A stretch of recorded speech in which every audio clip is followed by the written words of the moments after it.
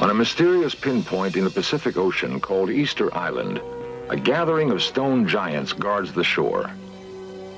No one knows who carved them, why they exist, or how the 50-ton monsters were put into place.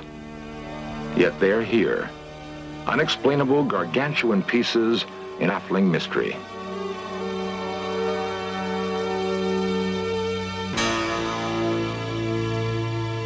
In the jungles of Central America, colossal stone heads were discovered 80 miles from where they were originally carved. Weighing 100 tons, there is no clue as to how they were transported through dense swamp, nor do we know who moved them to this remote jungle. Long before the Egyptians built the pyramids, someone constructed a vast stone city atop a peak in the Andes. The ruins stand empty and silent. Each carving is a disconnected figure from the past, yet some common origin might join them together. The earth itself bears the portraits of still other giants scratched onto a plateau in California 10,000 years ago. Others were etched with precision into an English hillside long before the building of Stonehenge. The tools to carve and move the giants indicate an advanced technology. There is a place where the knowledge and skills to create the giants may be found: the kingdom of Atlantis. Never before have explorers been so close to finding Atlantis. Never have we possessed as many clues, nor have we been able to bring the detection equipment of modern science to the search. Until now.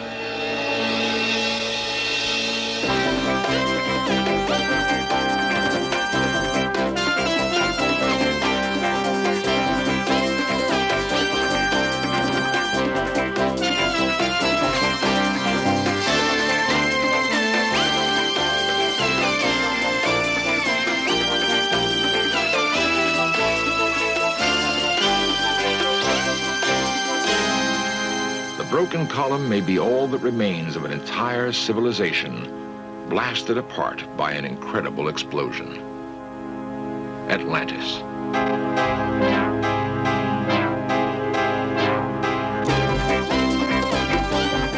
This series presents information based in part on theory and conjecture. The producer's purpose is to suggest some possible explanations, but not necessarily the only ones, to the mysteries we will examine.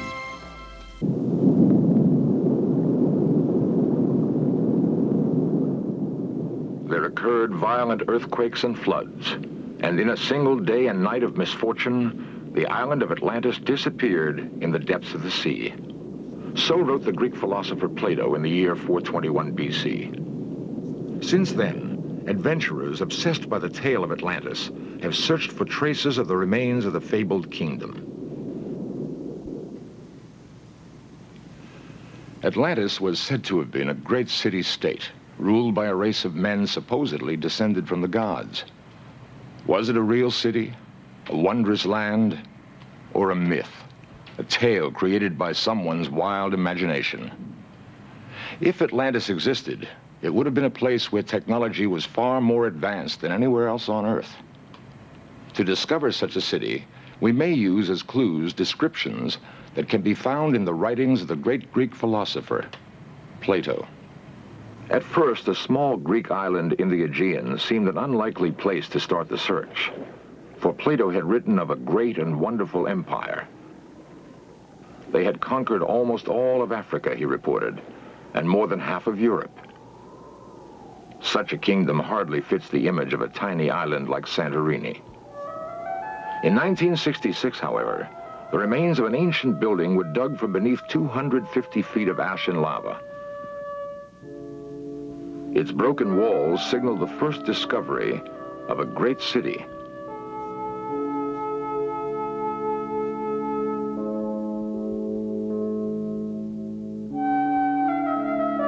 Today, only small villages cling to the Santorini mountainsides. But the island was once a large, circular landmass. 3,500 years ago, it was shattered by an incredible volcanic explosion. All that remains is a thin crescent of mountain and a sullen, smoldering volcano that erupts at least twice a century. The volcano that destroyed the island Plato knew as Thera may also have hidden all evidence of Atlantis. In many ways, the ruins are like those found elsewhere in the Aegean, reminiscent of the Minoan civilization. Then, reading Plato and viewing the broken walls and shattered pots, a sudden, chilling discovery is made. These ruins fit Plato's description of Atlantis with an uncanny accuracy. They constructed buildings about them and planted suitable trees, wrote Plato.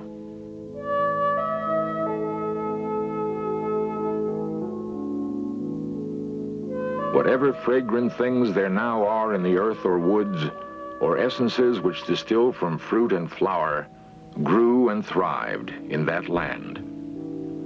They had such an amount of wealth as was never possessed by kings and potentates, and is not likely ever to be again. The entire area was densely crowded and kept up a multitudinous sound of human voices, of din and clatter of all sorts, night and day. There were the king's baths, and there were separate baths for women, and to each of them they gave as much adornment as possible. There were many temples built and dedicated to the gods, also gardens and places of exercise.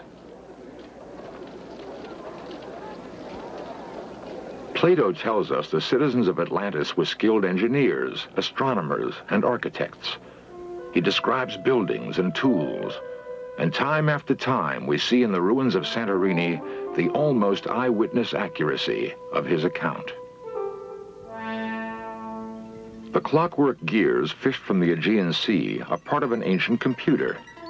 It was used to plot the course of the planets and stars across the skies of Greece.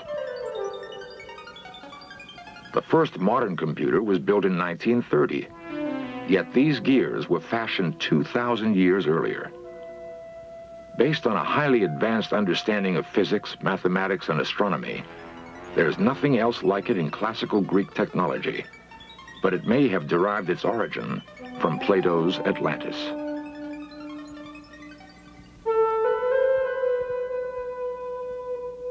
The ruins on Santorini match Plato's description, but one piece of the puzzle refuses to fall into place. Despite the opinion of some experts that here indeed are the remains of Atlantis, Plato himself seems to suggest it lies elsewhere. We must search, he tells us, beyond the Pillars of Hercules. The Pillars of Hercules are today known as the Rock of Gibraltar. Therefore, Santorini, an island in the Aegean east of Gibraltar, could not be Atlantis. It must lie to the west, in the Atlantic Ocean. In a moment, we shall continue our search for Atlantis beneath the oceans, thousands of miles from Plato's ancient Greece. The geography of the Earth is not constant. Dry land was once covered by ocean. What is now seabed was once mountain and forest. The Atlantic Ocean that now separates the Americas from Europe and Africa is so familiar, it's hard to imagine a time when it was not always there. But once, a great landmass stretched over what is now the Atlantic Ocean, bridging the Mediterranean and the Caribbean. Beneath the surface of both of those seas are the broken remains of ancient cities. They may represent the eastern and western ports of Atlantis. The search for the eastern border of Atlantis begins just beyond Gibraltar in the Spanish city of Cadiz. Once a Phoenician port, Cadiz is among the oldest cities in Europe. Here, Dr. Maxine Asher of the Ancient Mediterranean Research Association met Spanish diver Francisco Salazar Casero.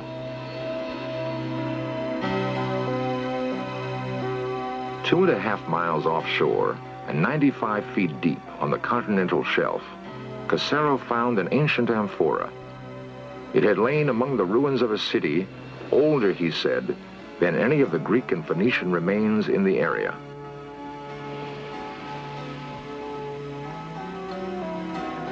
And here, the mystery of Atlantis is complicated by the modern world.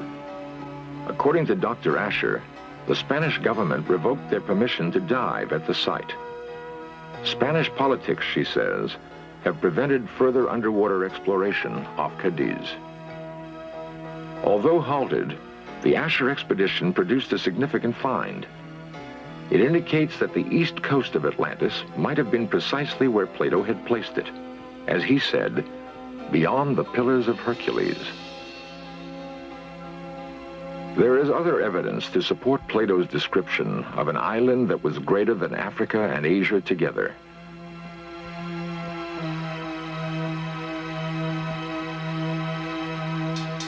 Ancient maps have led geographers to explore the possibility that the Antarctic slowly drifted south in the wake of a massive upheaval. Whatever the reason, we know that once it was part of a much larger landmass. The western edge of that land may lie here, beneath the crystal waters of the Caribbean. The actual discovery, however, is no more astonishing than the man who predicted its very existence. These strange blocks were first seen in a vision by the most remarkable mystic of all time, Edgar Cayce. Edgar Cayce was known as the Sleeping Prophet. Hundreds of astonishingly accurate predictions are cataloged in the archives of the foundation which bears his name. In 1939, Edgar Cayce predicted the end of World War II and his own death. Both events, he said, would take place in 1945. He was right.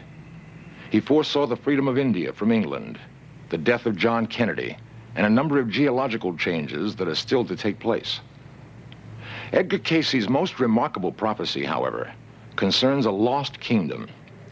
Geological upheavals, he said, would bring about the rediscovery of Atlantis. Cayce saw Atlantis breaking up into 5 islands. The largest he called Poseidia. And Poseidia will be among the first portions of Atlantis to rise again, expected in 68 or 69. That prediction was made in 1940. In 1967, a pilot flying over the Bahamas sighted a rectangular structure beneath the crystal clear waters. It was precisely where Cayce had said Atlantis would be, under the slime of ages of seawater, near what is known as Bimini, off the coast of Florida.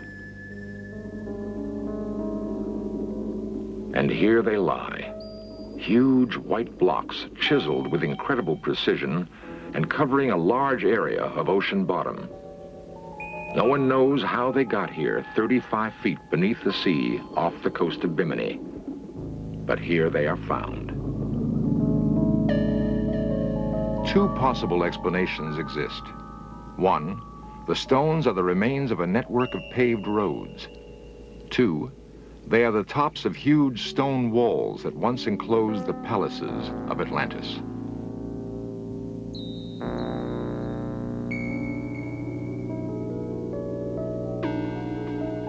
Author Peter Tompkins filmed the work of an expedition that hoped to locate Atlantis using clues from Cayce's writings. Aboard were Count Pino Turola, an Italian archaeologist, underwater explorer Dmitry Rebekov, and archaeologist Dr. David Zink. This expedition was to produce one of the most startling finds ever made in the search for Atlantis. Beyond the giant blocks, the divers discovered the remains of several ships. One had gone down in the year 1830. Beneath it lay the fragments of still another ship, one that had sailed the seas more than 3,000 years ago. Not a ship of Atlantis, certainly, but according to Yale's Dr. J. Manson Ballantyne, a voyager from Phoenicia. The Phoenicians were the greatest sea traders of ancient times. Their ships called at every port in the known world. Could it be that Phoenician traders came more than 5,000 miles from the site of classical Mediterranean civilization to deal with a rich and fabled kingdom?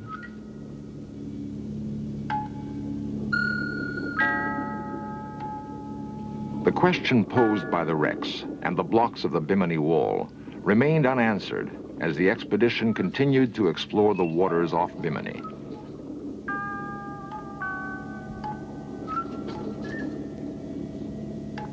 South of the wall, Pino Turola, a leading underwater explorer, discovered 4 marble columns. At first, it was thought they were bits of ballast from a wrecked ship. After days of diving and investigation, Turola developed a different theory. He believes that the columns could be 12,000 years old, actual relics of a center constructed in stone and marble.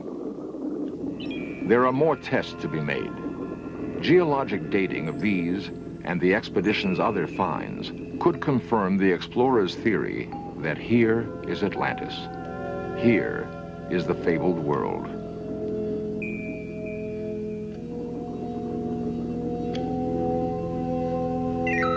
Here, ships may have visited a crowded port. Here, marketplaces may have been filled with the multitudinous sound of human voices that Plato told us about. The din and clatter of all sorts, night and day.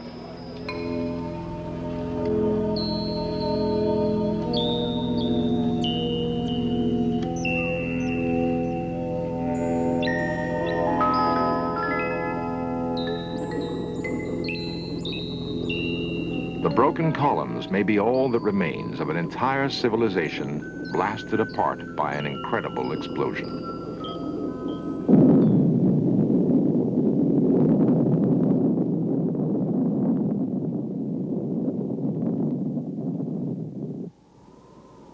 At every one of the sites we have investigated, there are artifacts of a remarkable civilization. But nowhere can we find the remains of the people who once lived in Atlantis. Plato may have explained it when he said the people of Atlantis were warned of impending disaster, and they fled. No one has ever investigated this aspect of Plato's account. But if it is correct, the clues to where the Atlanteans went next may be contained in the giant megaliths that guard the lonely outposts of the world. At Easter Island, atop the Andes at Tiahuanaco,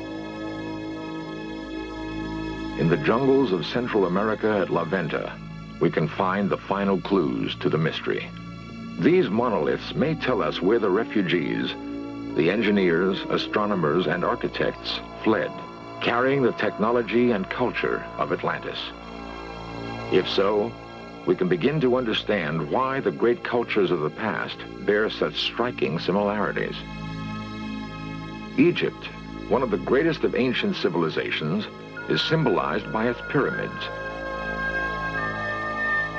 So too does the pyramid mark the ruins of this highly advanced Mayan society. There are other similarities. The Egyptian temple of Amen-Ra at Karnak is aligned with the sun.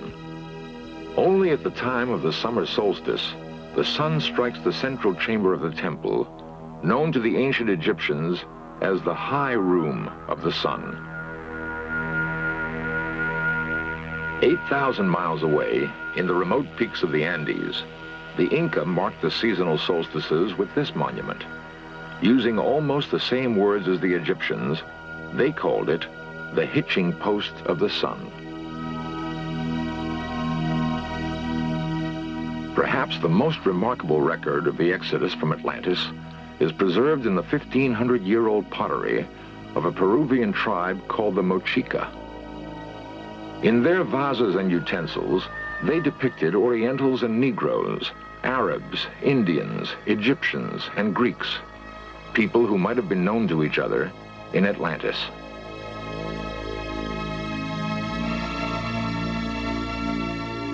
In the stones and bones of the past, we've made a startling discovery.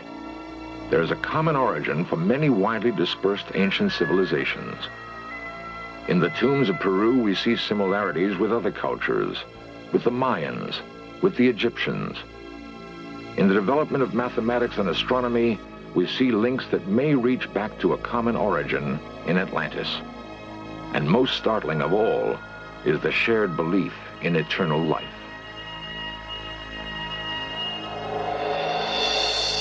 In fragrant linen, buried amidst the treasures of their world, they seek the hereafter, guided by their ancestral traditions. Perhaps their ancestors were the people of Atlantis.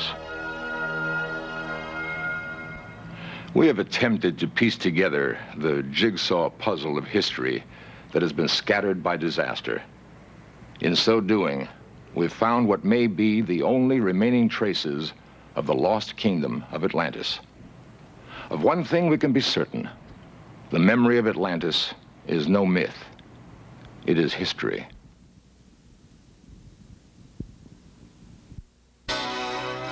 The tale of Atlantis was first told by the priests of Egypt to a Greek poet named Solon. They assured him that the original archive containing the tale of Atlantis still existed. That was 3,000 years ago. In one of his last prophecies, Edgar Cayce said that the archives of Atlantis would one day be revealed in Egypt. Soon, a new expedition will begin the re-exploration of the pyramids of Egypt, searching among the hieroglyphs and tomb paintings for the absolute proof that once, back before the beginnings of history, a marvelously advanced civilization of human beings once ruled the earth from an island continent called Atlantis.